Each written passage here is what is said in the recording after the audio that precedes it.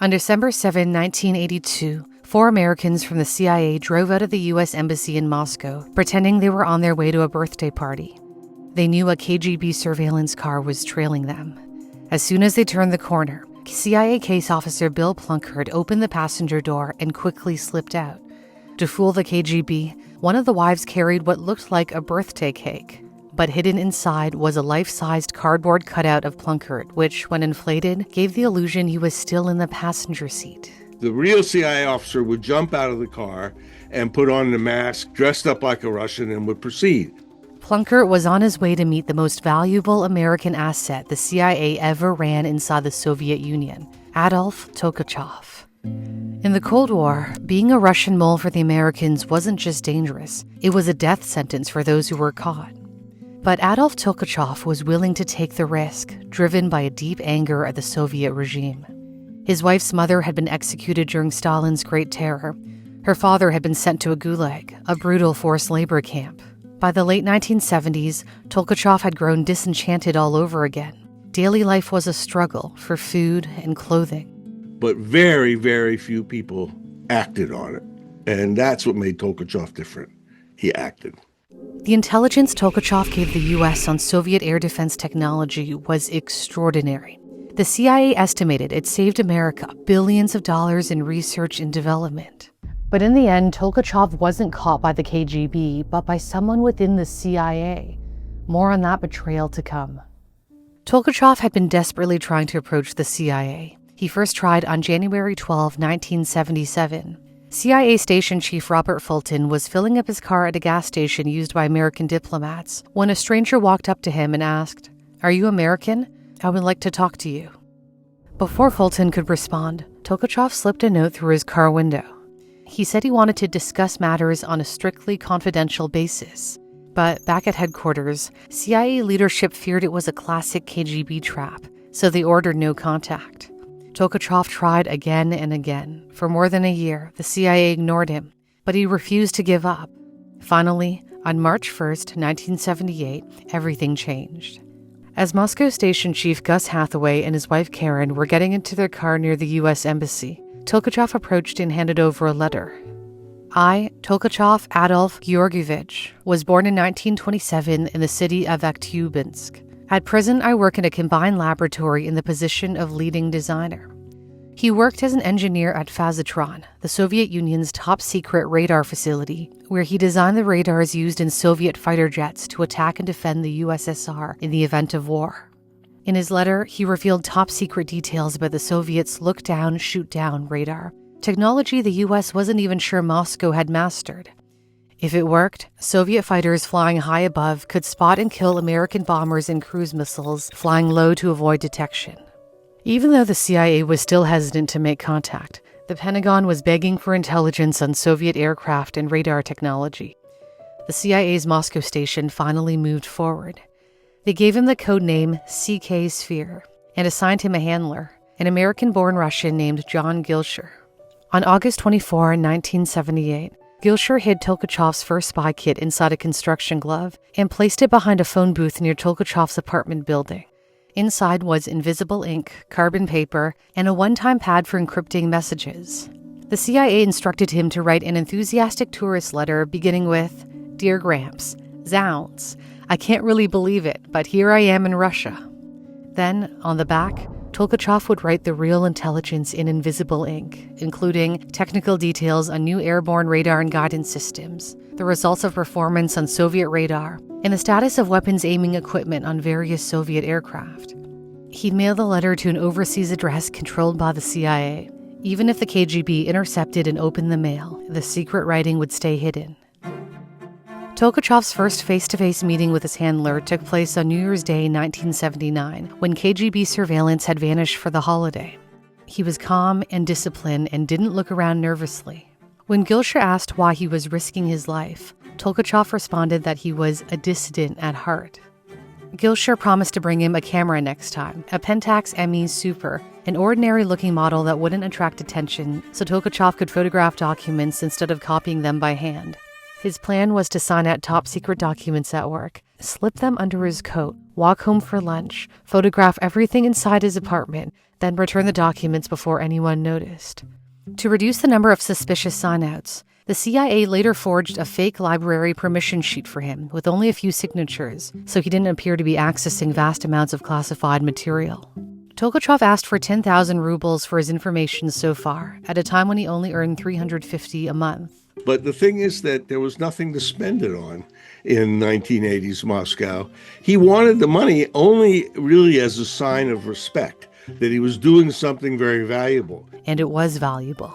During a meeting in June 1980, Tolkachev handed over 179 rolls of film containing more than 6,000 pages of classified documents, including the first documentation of the Soviet Airborne Warning and Control System program, new MiG-25 look-down shoot-down radar systems, multiple advanced airborne missile systems, and plans for future Soviet weapon systems stretching into the 1990s. Tolkachev's intelligence was so valuable that U.S. engineers were able to upgrade their own radars and electronic warfare systems years ahead of schedule.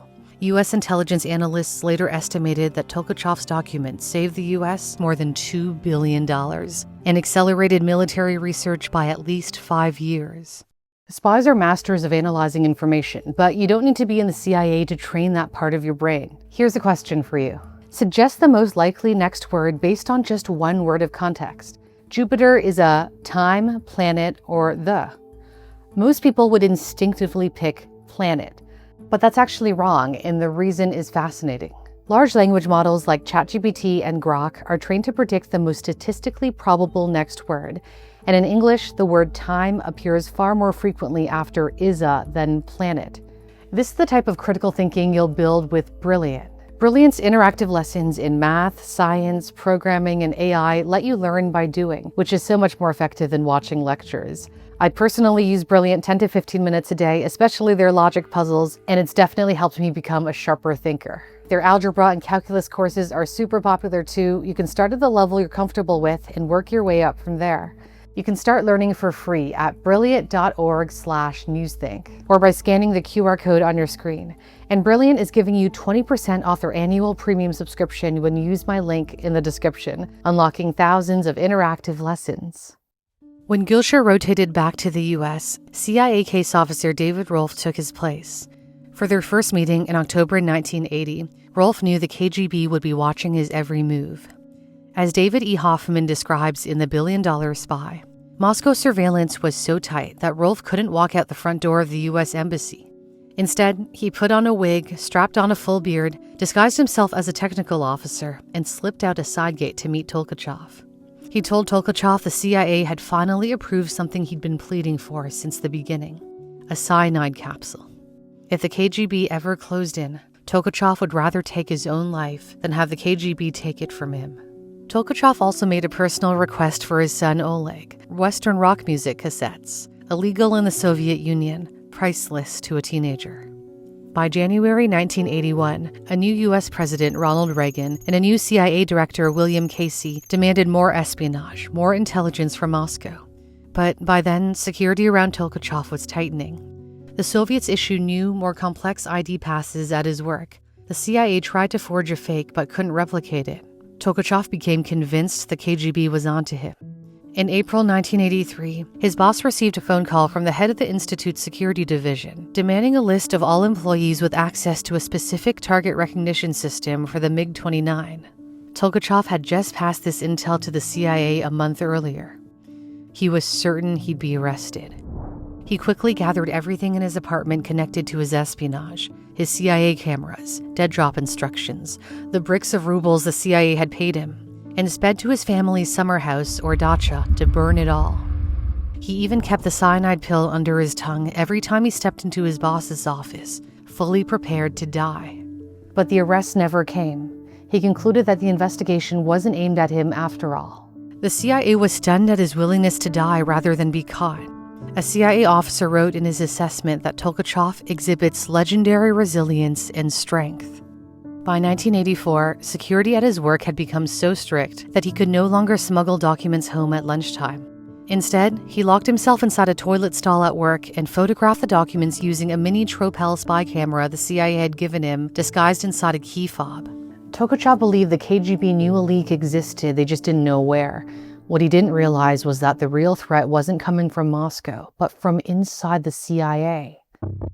Far away in Washington, D.C., a CIA officer was about to set in motion the chain of events that would destroy Tolkachev. In February 1982, the CIA unexpectedly selected a young officer, Edward Lee Howard, for a coveted Moscow post. He spent the next year on the Soviet desk in D.C. reading Moscow station cables. That's when he came across references to CK Sphere, Adolf Tolkachev. But then, just as he was being groomed for a deep cover status in Moscow, he failed his polygraphs. He lied about his drug use, alcoholism, and petty crime. The CIA demanded he resign or be fired. Howard was furious. One day, he walked straight into the Soviet consulate in Washington and left behind a note offering to sell CIA secrets for $60,000. Eventually, the KGB reached out. When he flew to Vienna in January 1985 for his first meeting with the KGB, they treated him like a VIP, pouring drinks, serving caviar, and giving him the one thing he craved the most: respect. Howard told them everything he knew. He didn't give Tolkachev's real name, perhaps he didn't know it, but he knew there was a mole who worked deep inside the Soviet military-industrial complex. The KGB had enough clues to narrow their search to the institute where Tolkachev worked. And then another CIA mole, Aldrich Ames, passed along information that ultimately confirmed Tolkachev's identity. I did a video on Ames linked in my description. In June 1985, while Tolkachev and his wife Natasha spent the weekend at their dacha, the KGB secretly raided their Moscow apartment. They found his replacement CIA gear, dead drop instructions, his fountain pen containing the cyanide pill, and even the date, time, and location of his next CIA meeting. On June 9, 1985, after leaving their dacha to drive back to Moscow to visit friends, Tolkachev and his wife were stopped in traffic by a uniformed police officer. Except this wasn't a police officer at all. It was the KGB. They swarmed him, jammed a rag into his mouth, and shoved him into a van. They drove him to Lefortovo prison, the infamous KGB interrogation site. Tolkachev confessed under interrogation, insisting his family knew nothing. His trial consisted of a 3-member military tribunal that quickly convicted him of treason and sentenced him to death. As Hoffman describes in The $1 Billion Spy, Tolkachev looked straight ahead, emotionless. The 2 guards stood and grasped him by the elbows. Before he was taken away, he received 15 minutes with his son Oleg. Father and son faced each other, both scornful of the Soviet system. Tolkachev apologized. His son hadn't known about his spying. Oleg immediately shook his head and cut him off. No, no, no. He refused to let his father blame himself. On September 24, 1986, Adolf Tolkachev, the CIA's most valuable spy inside the Soviet Union, was executed by firing squad. Then the KGB came for his wife. Natasha was sentenced to a year in a gulag for allegedly knowing about her husband's espionage, before being moved to a less severe penal colony where she was put to work making bricks. Her life never returned to normal. In 1990, she developed ovarian cancer and desperately reached out to the U.S. Embassy for medical help, but they turned her away, not recognizing her name. She died in 1991, just months before the Soviet Union collapsed. When asked why he spied for the CIA, Tolkachev said it wasn't because he loved America. I have never seen your country with my own eyes, and to love it unseen, I do not have enough fantasy nor romanticism. However, based on some facts, I got the impression that I would prefer to live in America. It is for this very reason that I decided to offer you my collaboration. He had done it out of hope for freedom in his own country, freedom that he had never personally tasted or known. At CIA headquarters in Langley, a portrait of Tolkachev hangs, leaning over a Pentax camera, secretly photographing the Soviet Union's most sensitive military secrets. A clock shows the time nearing 12:30 p.m., the end of his lunch break. It's the only painting the CIA displays at its headquarters to honor a Russian spy. Thanks for watching. For Newsthink, I'm Cindy Pom.